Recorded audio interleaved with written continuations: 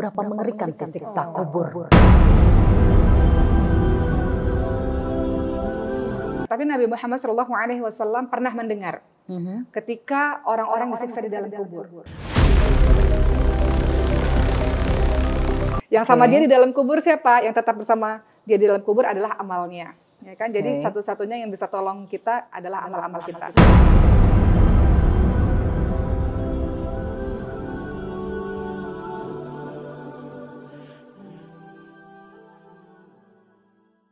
Assalamualaikum warahmatullahi wabarakatuh. Halo sahabat Ummah, apa kabar Anda hari ini? Semoga selalu sehat, diberkahi, dirahmati oleh Tuhan Yang Maha Kuasa Allah Subhanahu wa taala. Amin. Kembali lagi bersama saya Zeda Salim dalam Catatan Ummah.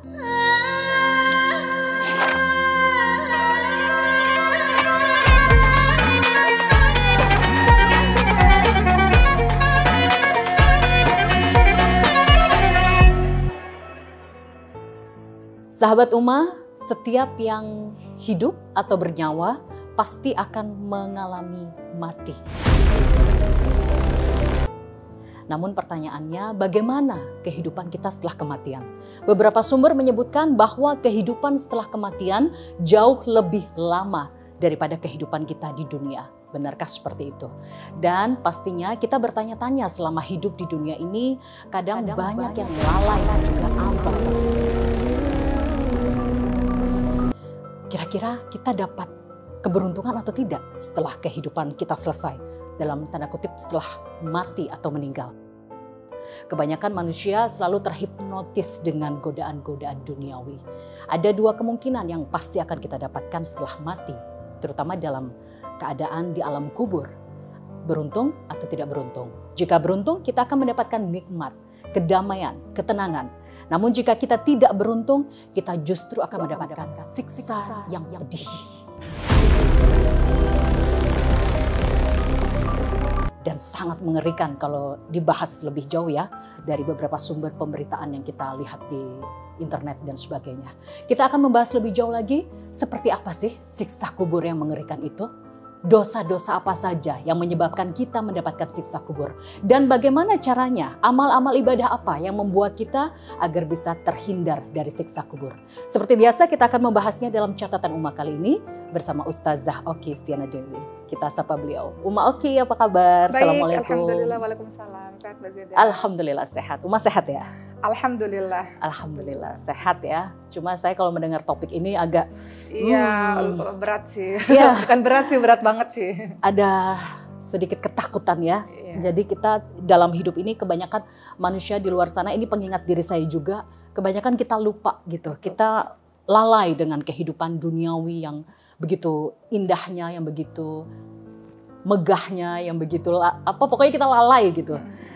Kita lupa kadang setelah kehidupan di dunia ini ada kehidupan selanjutnya yang justru jauh lebih mengerikan bagi yang tidak beruntung. Mungkin bagi yang beruntung mendapatkan nikmat ya Masya Allah gitu. Pertanyaannya Ummah, setelah hidup di dunia, dalam tanda kutip kita mati atau meninggal, kita melewati fase apa saja sih?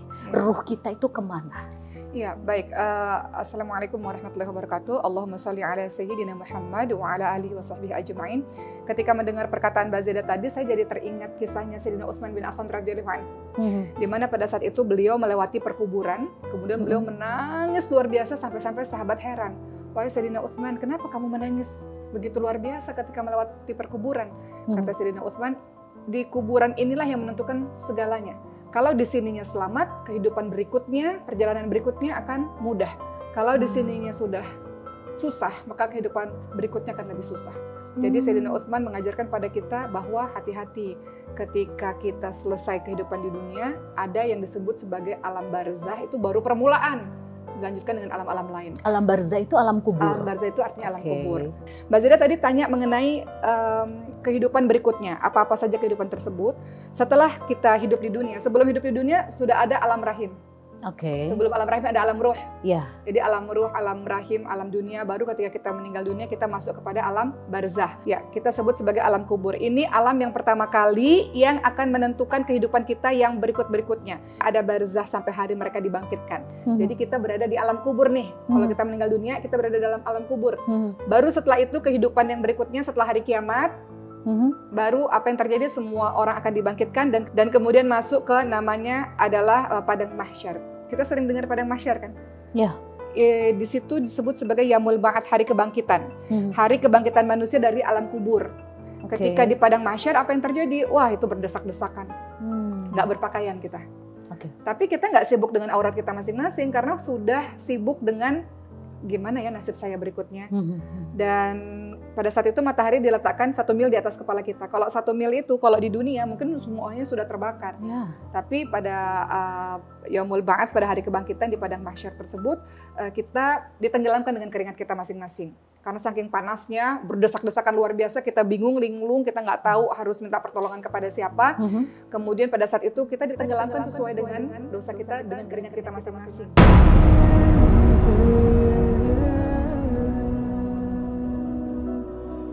Ada yang ditenggelamkan sampai lututnya, ada yang ditenggelamkan sampai mulutnya gitu. Dengan dosa itu kita masing-masing. Semua manusia keringat. Atau sesuai dengan dosanya? Sesuai dengan dosanya masing-masing. Di padang mahsyar itulah dalam keadaan yang sangat membingungkan di Yaumul Ba'ats pada hari kebangkitan, kita pernah mendengar bahwa Rasulullah ingatkan ada 7 golongan orang yang akan diselamatkan oleh Allah, dinaungi oleh Allah. Siapa mereka? Pemimpin yang adil, kemudian pemuda-pemudi yang tumbuh dalam ketaatan kepada Allah, orang yang memakmurkan masjid, orang yang diajak berzina dia katakan aku takut pada Allah, kemudian orang yang mencintai dan berpisah karena Allah, orang yang sedekah lillah, kemudian orang yang air matanya selalu menangis karena mengingat Allah Subhanahu wa taala. Itu yang akan dinaungi oleh Allah, akan ditolong oleh Allah di hari kebangkitan. Jadi setelah kita dari alam dunia, ketika kita meninggal dunia, kita masuknya ke alam barzah atau alam kubur. Baru nanti banyak alam-alam lain yang saya akan jelaskan kemudian. Tapi di alam kubur ini tergantung dari amal perbuatan kita. Ada yang luas banget, ada yang kuburnya menghimpit dia sampai tulang belulangnya hancur gitu. Ada yang gelap banget, ada yang terang banget kuburnya. Itu tergantung dari amal masing-masing orang. Seberapa mengerikan sih siksa kubur?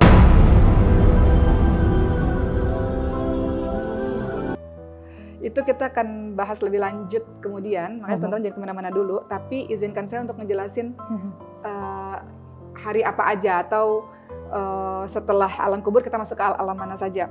Tadi Mbak Zeda tanya seperti itu, jadi saya lanjutkan dulu sebentar. Nanti kita akan membahas tentang kengerian apa saja yang ada di azab kubur, ya Allah, ya di azab kubur.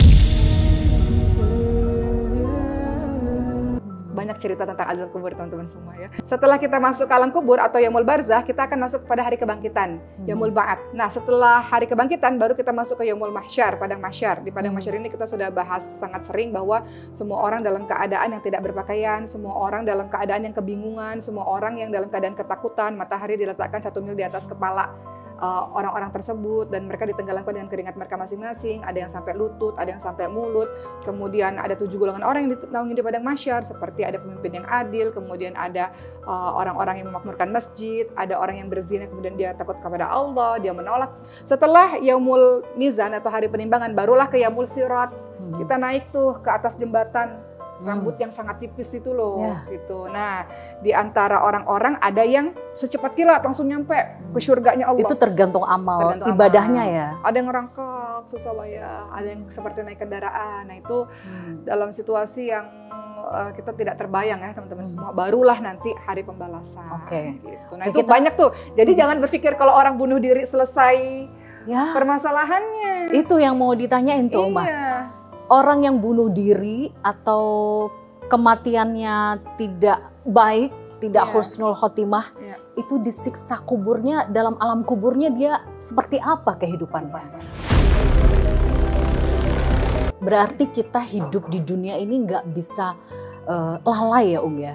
Kita berpikir nanti setelah mati kita istirahat, nanti nunggu di akhirat. Ternyata tidak, ada siksaan ini di kubur. Ini ada yang lucu sih, kadang-kadang kalau kita ada yang meninggal dunia, kemudian kita mengatakan rest in peace kan. Iya, husnul khotimah, dia damai, tenang. Tapi bagi pendosa, pelaku maksiat yang tidak bertobat, itu gimana nasibnya di alam kubur?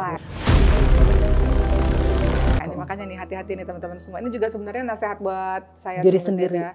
Orang yang bersih dari dosa, saya juga banyak dosanya gitu. Hanya Ya. saja apa yang saya sampaikan mengingatkan kepada diri saya dan kita semua, teman-teman semua. Saya mengambil perkataan dari Rasulullah SAW dalam hadis riwayat Bukhari Muslim. Kata Rasulullah, yang mengikuti mayit sampai ke kubur itu ada 3. 2 akan kembali dan 1 tetap akan bersamanya di kubur. Yang mengikutinya itu adalah keluarga, harta, dan amal. Yang kembali siapa? Keluarga sama harta. Nggak ikut sama dia. Yang sama dia di dalam kubur adalah amalnya. Kan? Jadi satu-satunya yang bisa tolong kita adalah amal-amal kita. Nah, tentang azab-azab di dalam kubur ini sangat luar biasa karena ternyata kita juga harus tahu yang tidak bisa mendengar jeritan orang-orang di dalam kubur itu hanya manusia dan jin. Hewan-hewan ternak tuh bisa dengar. Hewan-hewan tuh bisa dengar. Nah, sebelum saya bahas mengenai azab-azab kubur itu seperti apa, kita harus tahu dulu kenapa ya manusia kok nggak bisa dengar siksaan kubur ya. Orang-orang kita kok nggak bisa mendengarkan jeritan-jeritan orang dalam kubur. Beberapa di antaranya hikmahnya adalah kalau kita mendengarkan jeritan orang-orang dalam kubur, nggak akan ada orang yang mau untuk menguburi orang lain. Saking ketakutannya luar biasa, kan? Dan itu bagian dari ujian juga ya. Memang dibikin Allah nggak bisa dengar. Kalau dengar jadi takut nanti. Takut dan nggak mau nguburin orang jadinya gitu. Itu salah satu hikmah dari sekian banyak hikmah lah. Jadi memang orang-orang tuh nggak bisa dengar. Tapi Nabi Muhammad SAW pernah mendengar ketika orang-orang disiksa di dalam kubur. Waktu itu Rasulullah SAW berada dalam sebuah area perkuburan dan Rasulullah mendengarkan jeritan yang sangat luar biasa di dalam kubur. Maka Rasul kemudian akhirnya mengetahui bahwa orang-orang di dalam kubur tersebut disiksa sedemikian rupa karena 2 dosa. Pertama adalah dosa adu domba atau namimah. Ini banyak banget nih yang kita lakukan pada saat kehidupan yang sekarang dengan sosial media. Kita adu domba gitu kan, membuat orang menghina, menghujat. Bermusuhan satu itu sama apa? Siksa kuburnya Kalau orang-orang yang suka menghina, menghujat, bergibah. Iya, nanti kita akan jelaskan karena ini ada sangkut pautnya lagi dengan satu kisahnya Rasulullah SAW. Kedua, Mbak Zeda, ketika orang-orang tersebut ketika buang air dia nggak bersih-bersih, nggak bersuci. Nah itu juga yang membuat kadang-kadang kita bersih-bersihnya mungkin nggak sempurna, masih netes di mana atau kena di mana. Nah itu juga hati-hati tuh. Ya, jadi untuk membuat kita bersuci secara sempurna kalau kita lagi buang air gitu, kita harus itu didapat siksa kubur juga ya. Iya seperti itu. Nah, saya mau ceritain kepada teman-teman semua mengenai mimpinya Rasulullah SAW. Pada saat itu Rasulullah bercerita kepada para sahabatnya, Rasul mimpi dan ditemani oleh malaikat Jibril dan malaikat Mikail. Pada saat itu Rasulullah diajak oleh kedua malaikat ini dan kemudian Rasulullah melihat ada orang yang sedang berbaring dan kemudian ada malaikat yang menjatuhkan batu kepada kepala orang tersebut sampai kepalanya hancur. Kemudian Rasul tanya kepada 2 malaikat ini, orang ini kenapa? Kenapa dikasih siksaan seperti itu? Kemudian kata malaikat, kita lanjut dulu, lihat dulu yang lain. Kemudian Rasulullah SAW melihat ada orang yang mulutnya tuh disobek gitu, sampai ke tengkuk. Kemudian apalagi hidungnya juga disobek sampai ke tengkuk, kemudian matanya juga sampai disobek gitu. Kemudian Rasulullah tanya lagi, dia kenapa? Apa yang dilakukan di dunia? Kemudian kata para malaikat, kita lihat dulu yang lain, kita berjalan-jalan dulu. Kemudian akhirnya Rasulullah berada dalam satu tempat pembakaran ya. Di situ ada laki-laki perempuan yang tidak berpakaian. Kemudian kata Rasulullah, dia kenapa? Kenapa dibakar di tempat ini? Ada apa dengan dia gitu? Kata malaikat, tunggu sebentar, kita jalan lagi ke tempat yang lain. Akhirnya Rasul berada dalam satu tempat, kemudian di situ Rasulullah melihat ada lautan yang isinya api, lautan api. Kemudian ada orang yang berenang-berenang, berusaha untuk keluar dari lautan api itu sampai menepi. Tapi sampai menepi ada lagi seseorang yang besar yang kemudian memasukkan batu sampai tersedak orang ini. Sampai akhirnya dia tenggelam lagi ke dalam lautan api tersebut. Kemudian Rasul tanya, dia kenapa? Orang-orang ini kenapa? Akhirnya dijelaskan. Orang pertama, pada saat malaikat menjatuhkan batu kepada orang tersebut sampai kepalanya hancur, adalah orang yang sebenarnya sudah paham Quran, sudah belajar agama, tapi dia meninggalkan sholat, meninggalkan yang wajib-wajib. Tidak berefek pengetahuan ilmu agama kepada diri dia.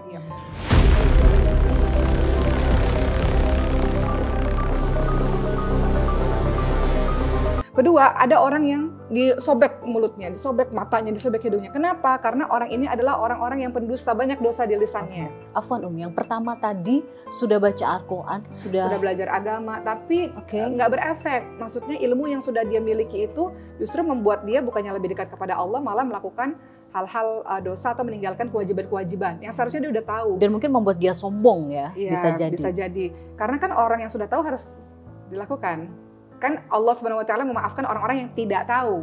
Orang-orang yang sudah tahu tapi kemudian dia tidak lakukan, nah itu kan dosanya. Itu siksa kuburnya besar. Dipecah berkali-kali kepalanya dengan batu. Ini mimpinya Rasulullah. Di dalam mimpi itu Rasulullah cerita pada sahabatnya, aku melihat seperti itu gitu.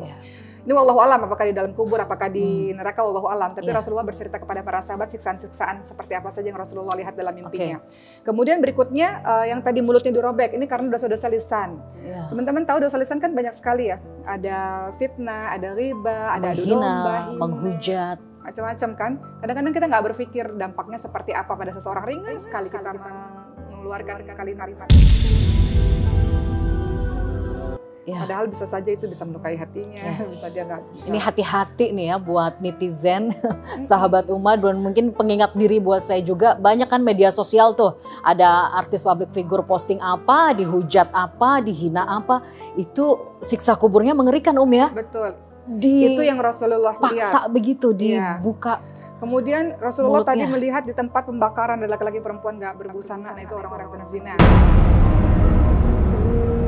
Kemudian Rasulullah lihat ada orang-orang yang berada dalam lautan api mau selamat, kemudian dimasukin lagi batu, itu orang-orang pemakan riba. Nah itu yang Rasulullah SAW jelaskan kepada para sahabat. Dimasukkan dengan batu. Batunya disumpel lagi mulutnya gitu dengan batu-batu api gitu ya. Batu api? Iya, dengan batu-batu, disusupi batu-batu api sampai akhirnya tersedak, akhirnya tenggelam lagi ke dalam lautan api. Itu baru sedikit kali ya gambaran dari berbagai macam dahsyatnya siksaan ya. Tapi setidaknya apa yang menjadi mimpinya Rasulullah ini menjadi pembelajaran buat kita bahwa ternyata ini termasuk dosa-dosa yang mungkin kita harus waspadai seperti itu. Beberapa sumber menyebutkan bahwa ada beberapa manusia yang pada saat mati dia mengalami siksaan yang berat di alam kubur. Ada beberapa sumber ya pemberitaan begitu, ada ruh yang dipanggil, kemudian dia menjelaskan bahwa selama hidup dia pendosa, dia maksiat, akhirnya ada yang wallahu alam ya, ada yang bentuknya berubah jadi sangat buruk ya, dalam tanda kutip ya, syaiton, jin yang buruk ya, kuntilanak atau apalah sebutannya. Apakah benar dalam Islam memang siksaannya seperti itu Pada saat hidup di dunia pendosa berat, kemudian selama disiksa kubur, itu dia dihinakan Allah dengan bentuk yang sangat buruk menyerupai iblis. Yang jelas kalau kita berada dalam alam kubur ketika dia adalah pendosa, berbuat maksiat, apa sih yang terjadi di alam kubur? Di alam kubur yang terjadi selain tadi yang diceritakan mimpinya Rasulullah SAW, wallahu alam itu di dalam kubur ataupun di nerakanya Allah SWT. Tapi yang jelas yang harus kita tahu adalah beberapa dari riwayat mengatakan keadaan di dalam alam kubur itu beberapa diantaranya adalah bahwa orang-orang tersebut nanti kan mereka ditanya. Jadi kan perjalanan ruh nanti kita bahas di episode selanjutnya yang lebih lengkap tentang perjalanan ruh ya teman-teman semua. Tapi kan ruh itu ketika kita meninggal dunia dan kalau ruh itu baik diambil dengan lembut oleh malaikat, kemudian diangkat ke langit, kemudian dimasukkan lagi tuh ke dalam kubur ke jasadnya. Kemudian kalau ruhnya orang-orang yang buruk maka diambil dengan cara paksa. Diangkat ke langit kemudian dimasukkan lagi tuh ke dalam kubur. Dan waktu diangkat ke langit itu juga kan malaikat-malaikat pada itu siapa? Itu juga pertanyaan diterima atau tidak oleh Allah. Betul ya? Kalau tidak diterima dia akan dihinakan pada saat dikembalikan ke dunia. Ada beberapa sumber yang menyebutkan begitu. Nanti kita akan bahas bahwa ruh itu sudah sibuk dengan alam kuburnya. Jadi nggak ada ruh yang masuk ke alam dunia lagi. Siapa sih yang kita lihat di alam dunia itu jin yang menyerupai orang yang sudah meninggal dunia. Kenapa? Karena dalam alam kubur itu sudah sangat sibuk. Tadi kita jelaskan, ketika kemudian roh itu nanti dimasukkan lagi ke dalam kubur itu, maka dia kan nanti dibangkitkan di dalam kubur. Kemudian malaikat-malaikat mungkar nakir kan akan bertanya. Tadi pertanyaan Bazada di awal, Tuhan kamu siapa? Ya kan, menurut buka Tuhan kamu siapa? Agama kamu apa? Nabi kamu siapa? Amalan-amalan kamu gimana? Itu beberapa pertanyaan lah. Bazada sehat nggak sih? Agak kurang enak badan ya Umar. Apa ya obatnya? Iya ini dia, ini ada British Propolis. Jadi, nah ini British Propolis penting banget Mbak Zeda untuk menjaga kesehatan kita. Jadi Mbak Zeda bisa minum sehari-hari, bisa langsung minum begitu aja. atau bisa juga campur dengan air.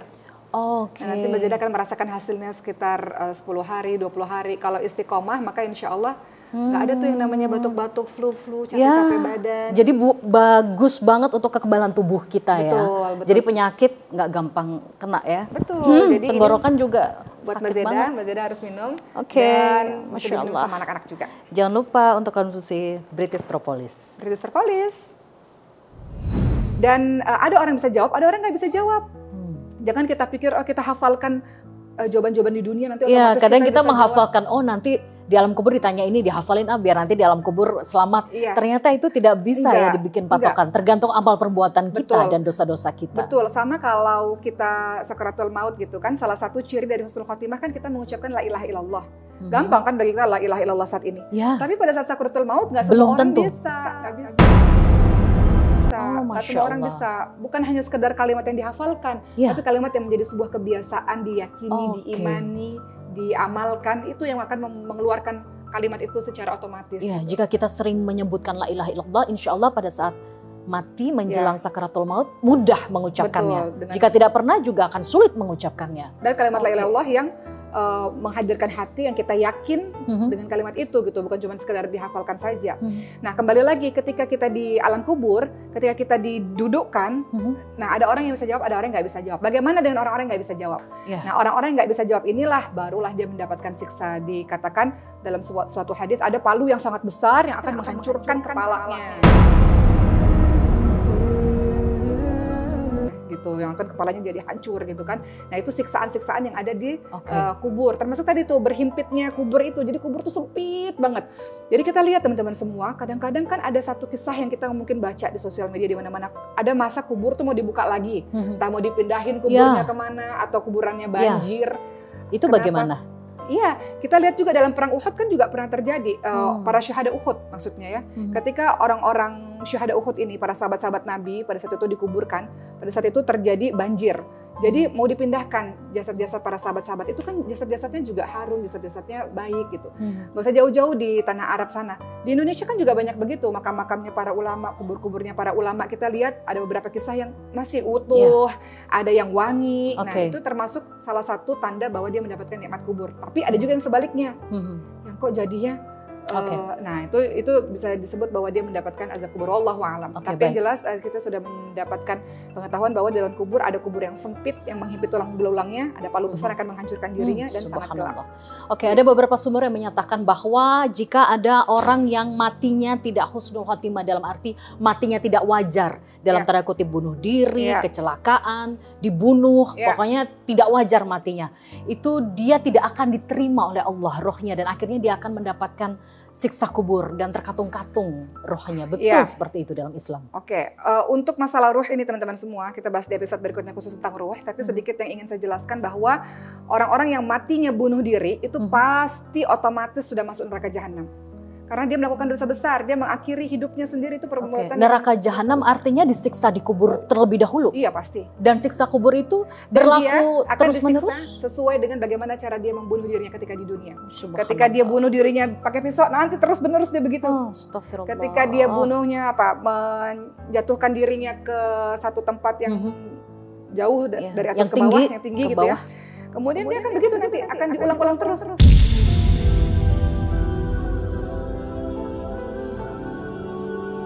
Apa yang dia buat di dunia cara mengakhiri hidupnya, nanti di hari akhir dia akan begitu terus cara Allah menyiksa dirinya. Katakanlah bunuh diri nih misal tidak diterima dan dia disiksa di kubur. Itu siksaannya terus menerus sampai hari kiamat atau akan berhenti dengan cara tertentu, misalnya didoakan atau dikirimi amal sedekah untuk almarhum atau gimana? Iya, salah satu memang cara kita untuk bisa menolong orang-orang yang meninggal dunia adalah dengan sedekah atas namanya, beristighfar untuknya, itu memang bisa meringankan dirinya. Dan sepanjang dia adalah seorang yang beriman kepada Allah, masih ada setitik iman di dalam dirinya, memang pada akhirnya nanti ketika segala sesuatu sudah dirasakan olehnya, ya maksudnya dia sudah, kan kita kan sering dengar bahasa sederhananya dicuci dululah dosa-dosanya gitu kan, kemudian dia akan masuk ke surga Allah SWT.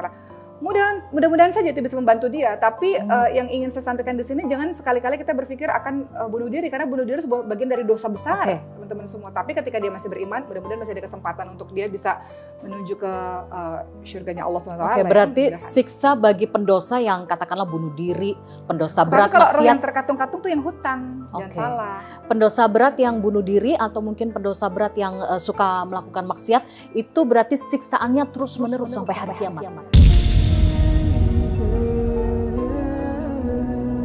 Iya, tapi sepanjang dia masih punya iman, dia masih ada kesempatan untuk menuju ke surga Allah Subhanahu wa taala. Makanya tetap orang-orang yang meninggal dunia ketika dia seorang muslim, tetap kita bisa bantu dia dengan sedekah atas namanya. Tetap kita bisa bantu dia dengan beristighfar untuknya, mendoakan untuknya, kita tetap bisa bantu dia dengan itu. Sepanjang dia muslim ya, kecuali dia bukan muslim. Ketika dia bukan muslim, sudah terputus. Kita nggak bisa lagi untuk mendoakan dia. Oke, ini menarik ini. Kalau bukan muslim, apakah juga akan ditanya di alam kubur oleh malaikat? Kalau bukan muslim, ketika dia ditanya, tapi dia nggak pernah bisa menjawab. Dan otomatis nggak ada yang namanya hari pertimbangan amal itu nggak ada. Nggak ada. Kenapa? Karena nggak bernilai di sisi Allah. Berarti bagaimana di hari akhir? Nasibnya?